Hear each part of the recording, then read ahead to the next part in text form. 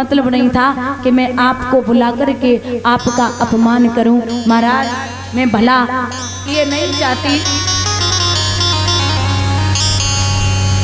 कि मैं आपका बुला करके अपमान करूं, लेकिन आप जब आए थे ना तो आपने एक बात कही थी कि मुझे मेरे प्रश्न का उत्तर नहीं मिल रहा है कि पाप का बाप कौन है। तो सुनो महाराज, पाप का बाप जो होता है वो होता है लोभ। पाप का बाप होता है महाराज लोभ। क्योंकि अगर आपने एक पाप किया, मैंने कहा एक असर भी दूंगी, आपने दूसरा फिर पाप किया, फिर मैंने कहा 10 असर भी दूंगी, आप भोजन पे आ गए। महाराज मैंने कहा 50 असर भी दूंगी, आप मेरे हाथों से भोजन करने के लिए तैयार हो गए।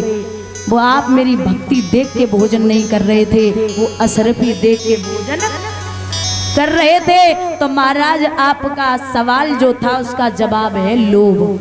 पाप का बाप होता है भैया लोभ। जितना भी हो सके, कितना भी कमाओ, कितना भी धर्म करो, क्योंकि जब भी पैसा आप कमाओगे तो उसका कम से कम थोड़ा बहुत हिस्सा 20% तक तो धर्म के नाम पे जाना चाहिए।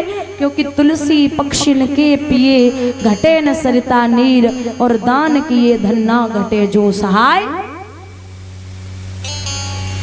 जवाब दिया है। इधर एक दिन राधा भगवान को ढूंढती हुई चली।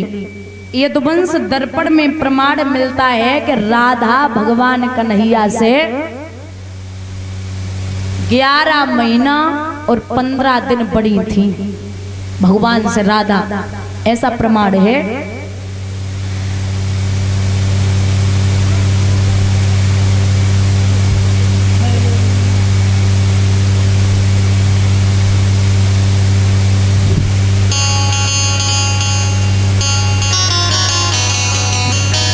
और ये परम श्रद्धेय भैया 501 रुपए से सम्मानित कर रहे हैं संदीप कुमार यादव भैया, प्रधान जी हथनौली इटावा से।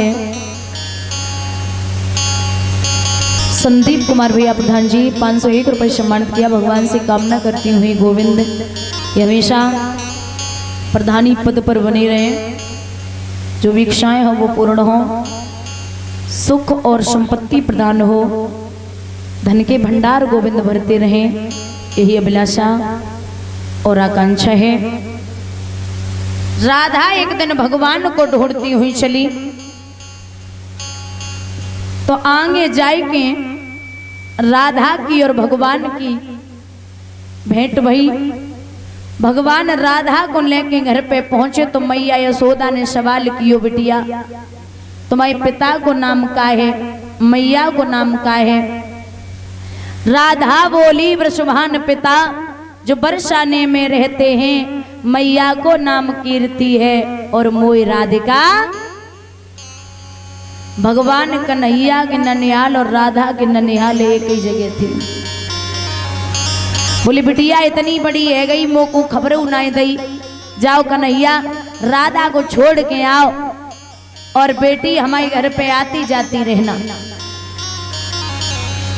जैसे ही भगवान छोड़वे के लिए चले तो धीरे से भगवान ने मैया यशोदा के कान में एक बात कही है कि मैया एक बात बोले। हाँ बोल। मैया कर दे मेरे